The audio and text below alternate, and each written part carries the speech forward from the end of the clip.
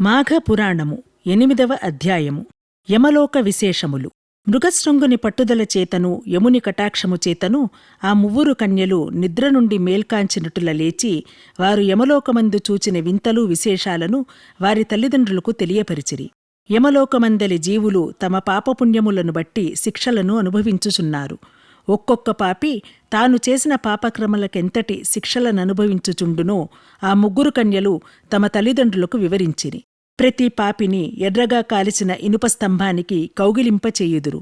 సలసల కాగిన నూనెలో పడవేయుదురు. విషకీటకములున్న నూతిలో త్రోసివేయుదురు.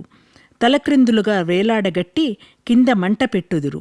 మరికొన్ని పాపజీవులను శూలాలతో పొడిచి చిత్రహింస పెట్టుదురు అని చెప్పుసరికి వారి తల్లిదండ్రులు భయపడి వణికిపోయిరి.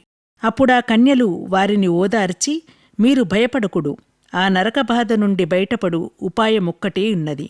ప్రతి మానవుడు ఇహమందు సుఖములననుభవించి పరమందు ముక్తిని పొందుటకు మాఘమాసమందు నదీస్నానము చేయుట, తనకు తోచిన దానములు, ధర్మములు, జపతపములు ఇత్యాది పుణ్యకార్యములు చేయుట వలన అంతకుముందు చేసియున్న పాపములన్నీయూ పటాపంచలై నశించుటయే కాక స్వర్గలోక ప్రాప్తి పొందవచ్చును.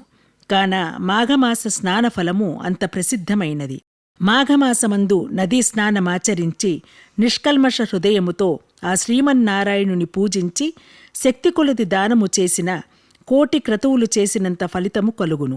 మాఘమాసమంతయు పురాణ పఠనం చేసినను లేక వినినను శ్రీహరి దయకు పాత్రులగుదురు. కాన మీరు భయపడవలసిన పనిలేదు.